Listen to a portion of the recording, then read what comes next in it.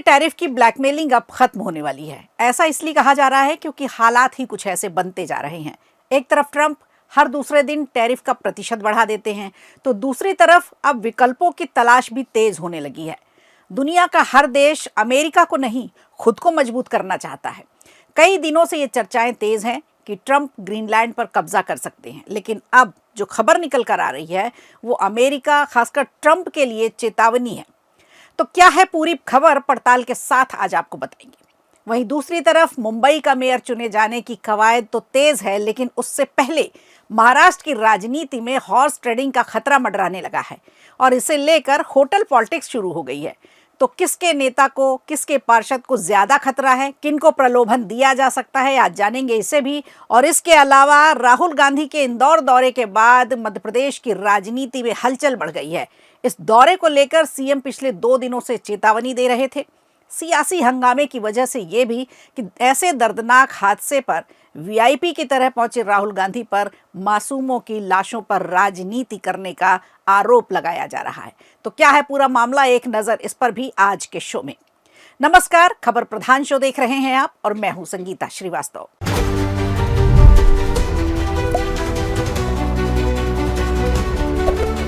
तो चलिए आज शुरुआत करते हैं मिस्टर टैरिफ के कब्जे वाले सपने से। अमेरिकी राष्ट्रपति डोनाल्ड ट्रंप के ग्रीनलैंड को अपने नियंत्रण में लेने के इरादों के खिलाफ डेनमार्क और ग्रीनलैंड में बड़े पैमाने पर विरोध प्रदर्शन होने जा रहा है। हजारों लोग सड़कों पर उतरकर अमेरिका को साफ संदेश देना चाहते हैं कि ग्रीनलैंड की लोकतांत्रिक व्यवस्था, उसके लोगों के अधिकार और आत्मनिर्णय से कोई समझौता नहीं किया जाएगा। दरअसल ग्रीनलैंड को संगठनों ने डेनमार्क के कई शहरों जैसे कोपेनहेगन, आरहूस के साथ साथ ग्रीनलैंड की राजधानी नूक में मार्च और रैलियों का ऐलान किया गया है। सोशल मीडिया पर हजारों लोगों ने इन प्रदर्शनों में शामिल होने की पुष्टि तक कर दी है। डेनमार्क में रहने वाले ग्रीनलैंड के वासियों के संगठन, उनका कहना है कि इन प्रदर्शनों का मकसद दुनिया को ये दिखाना है कि ग्रीनलैंड के लोकतंत्र और बुनियादी मानव अधिकारों का सम्मान किया जाना चाहिए। चलिए अब बात करते हैं विरोध प्रदर्शनों की तैयारी कैसी है। तो बताया यह जा रहा है कि ग्रीनलैंड की राजधानी नूक में प्रदर्शन 4 बजे से शुरू हो गया। प्रदर्शनकारी ग्रीनलैंड के झंडे लेकर सीधे अमेरिकी वाणिज्य दूतावास तक मार्च कर रहे हैं। आयोजकों का कहना तो यह है कि ये प्रदर्शन अमेरिका की कथित अवैध योजनाओं के खिलाफ है। वहीं डेनमार्क की राजधानी कोपेनहेगन में रैली शुरू होकर करीब 1 घंटे बाद अमेरिकी दूतावास के बाहर पहुंचकर विरोध प्रदर्शन में तब्दील होगी। तो आपको बता दें, इन विरोध प्रदर्शनों की वजह बना है डोनाल्ड ट्रंप का वो बयान जिसमें उन्होंने चेतावनी दी थी कि अगर कोई देश ग्रीनलैंड को लेकर उनकी योजना का विरोध करता है तो अमेरिका उस पर टैरिफ लगा देगा। तो गौरतलब है कि ग्रीनलैंड डेनमार्क का एक स्वायत्त क्षेत्र है, लेकिन ट्रंप लंबे समय से इसे अमेरिका के नियंत्रण में लाने की बात कर रहे हैं। हालांकि दिलचस्प बात यह है कि अमेरिका के अंदर भी ट्रंप की इस सोच को समर्थन नहीं मिल रहा, वहां भी इसका विरोध हो रहा है। डेमोक्रेट्स और रिपब्लिकन सांसदों का एक प्रतिनिधि मंडल है जो कोपेनहेगन पहुंचा। उन्होंने साफ कहा कि ग्रीनलैंड को लेकर ट्रंप की राय अमेरिकी जनता की राय नहीं मानी जानी चाहिए। यूरोप के कई देशों ने भी ग्रीनलैंड के समर्थन में कदम उठाए हैं। इसका मतलब ये नहीं कि ग्रीनलैंड की संप्रभुता पर कोई समझौता होगा। अब सबसे अहम सवाल, ग्रीनलैंड के लोग क्या चाहते हैं, ग्रीनलैंड की जनता क्या चाहती है। जनवरी 2025 में एक सर्वे हुआ। उस सर्वे के मुताबिक 85% ग्रीनलैंड के लोग अमेरिका में शामिल होने के खिलाफ हैं, नहीं चाहते अमेरिका के साथ जाना।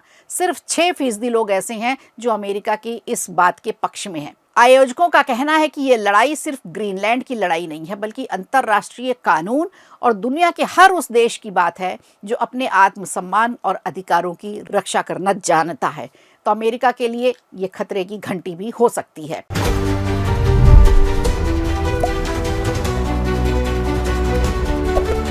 और इधर महाराष्ट्र की सियासत से इस वक्त की सबसे बड़ी खबर मुंबई से आ रही है। राज्य की सभी 29 महानगर पालिकाओं के चुनाव भले ही संपन्न हो गए हों, लेकिन देश की सबसे अमीर नगर पालिका मुंबई यानी बीएमसी अब भी सबसे बड़ा राजनीतिक रणक्षेत्र बनी हुई है। बीएमसी में अभी तक मेयर का चुनाव नहीं हो सका है और मेयर चुनाव से पहले ही मुंबई की राजनीति होटल पॉलिटिक्स में बदल गई है। दरअसल बीएमसी में मेयर बनने के लिए 114 का जादुई आंकड़ा पार करना जरूरी है, लेकिन मौजूदा नतीजों पर अगर नजर डालें तो किसी भी पार्टी के पास स्पष्ट बहुमत नहीं है। चुनावी आंकड़ों की बात करें तो बीजेपी ने 89 वार्डों में जीत हासिल की है, यूबीटी को मिली है 65 सीटें और शिवसेना शिंदे गुट 29 वार्डों में जीत हासिल करी है। अब कांग्रेस के खाते की बात करें तो सिर्फ 24 सीटें आई हैं, वहीं ओवैसी की पार्टी को 8 और राज ठाकरे की मनसे को मिली हैं 6 और एनसीपी को मिली हैं सिर्फ 3 वार्डों में जीत। तो इन आंकड़ों से साफ है कि बीजेपी को मेयर पद के लिए शिवसेना के समर्थन की जरूरत पड़ेगी और यही वजह है कि मेयर चुनाव से पहले ही शिवसेना एक्शन मोड में आ रही है। खबरों के मुताबिक शिवसेना शिंदे गुट ने अपने सभी निर्वाचित नगर सेवकों को दोपहर 3 बजे ही बांद्रा स्थित ताजलैंड्स एंड होटल पहुंचने के आदेश दे दिए हैं। शिवसेना के सभी नगर सेवकों को होटल में शिफ्ट किया जा रहा है, जिससे किसी भी तरह की खरीद फरोख्त या टूट फूट से रोका जा सके। यानी साफ है कि बीएमसी मेयर चुनाव से पहले मुंबई की सियासत पूरी तरह से गर्मा चुकी है। इसी बीच महाराष्ट्र सरकार की राजनीति में भी अंदरूनी हलचल देखने को मिल रही है। आज हुई कैबिनेट की बैठक में राज्य के दोनों डिप्टी सीएम मौजूद नहीं रहे। शिवसेना की ओर से कहा गया कि उप मुख्यमंत्री एकनाथ शिंदे बीमार हैं, इसलिए वो बैठक में शामिल नहीं हो सकते। हालांकि वो मुंबई में ही मौजूद रहे। वहीं दूसरी तरफ अजीत पवार की बात करें तो पुणे में रहते हुए कैबिनेट बैठक में नहीं पहुंच पाए। गौरतलब है कि चुनाव से पहले ही अजीत पवार ने अकेले चुनाव लड़ने का ऐलान किया था। अब माना जा रहा है कि चुनाव नतीजे उम्मीद के मुताबिक नहीं आए हैं तो दोनों डिप्टी सीएम निराश हैं।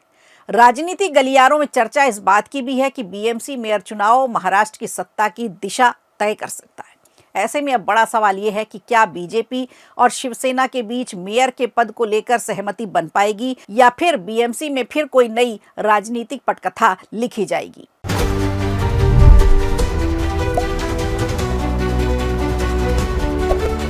और चलिए अब बात करते हैं लोकसभा में नेता प्रतिपक्ष राहुल गांधी के इंदौर दौरे की। इस दौरे को लेकर मध्य प्रदेश की राजनीति पूरी तरह से गर्मा गई है। राहुल गांधी पर आरोप लगाए जा रहे हैं कि वे इंदौर में हुई मौतों पर राजनीति करने पहुंचे थे। हालांकि राहुल गांधी ने इन आरोपों को सिरे से खारिज किया है। राहुल गांधी दूषित पानी से हुई मौतों के बाद पीड़ित परिवारों से मिलने इंदौर पहुंचे थे। उन्होंने बॉम्बे हॉस्पिटल में भर्ती मरीजों से मुलाकात की और उनके इलाज की स्थिति का जायजा भी लिया। इसके बाद भारी पुलिस सुरक्षा के बीच भागीरथपुरा इलाके में मृतकों और पीड़ितों के परिजनों से भी मिलने राहुल गांधी पहुंचे। मीडिया से बातचीत में राहुल गांधी ने पलटवार करते हुए कहा कि मैं राजनीति करने नहीं आया हूं, मैं नेता प्रतिपक्ष हूं और ये विपक्ष की जिम्मेदारी बनती है कि वो इस तरह के माहौल में पहुंचे और मैं वही जिम्मेदारी निभाने आया हूं। लोगों को साफ पीने का पानी नहीं मिल रहा, पानी पीकर लोगों की मौत हो रही है। क्या यही सरकार का अर्बन मॉडल है? राहुल गांधी ने कहा कि सिर्फ इंदौर ही नहीं, देश के कई शहरों में ऐसे ही हालात हैं और सरकार साफ पानी देने की अपनी जिम्मेदारी नहीं निभा रही है। इस दौरान राहुल गांधी ने पीड़ित परिवारों को 1-1 लाख रुपए की राहत राशि के चेक भी सौंपे और भरोसा दिलाया कि वे उनके हक की लड़ाई लड़ेंगे। वहीं राहुल गांधी के दौरे पर मुख्यमंत्री मोहन यादव ने कड़ा पलटवार किया है। सीएम मोहन यादव ने कहा है कि कांग्रेस लाशों पर राजनीति कर रही है। उन्होंने सवाल उठाया कि जब हैदराबाद और हिमाचल में दूषित पानी और आपदाओं से मौतें हुई तब कांग्रेस नेता कहां थे? मुख्यमंत्री मोहन यादव ने यह भी कहा कि इंदौर की घटना पर सरकार ने तुरंत कार्रवाई की है, आईएएस अधिकारियों को सस्पेंड किया है, दोषियों को अब भी बख्शा नहीं जाएगा। इंदौर दौरे के बाद राहुल गांधी ने सोशल मीडिया प्लेटफॉर्म एक्स पर पोस्ट कर डॉक्टर मोहन यादव की सरकार पर तीखा हमला बोला। उन्होंने लिखा कि डबल इंजन सरकार का स्मार्ट सिटी मॉडल गरीबों की मौत की जिम्मेदारी नहीं लेता है।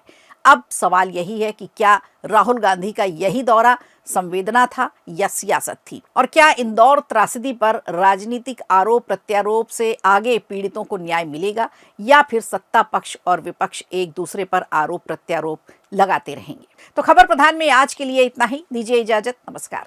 वीडियो अच्छा लगा हो तो लाइक कीजिए, शेयर कीजिए और कमेंट बॉक्स में हमें जरूर बताइए।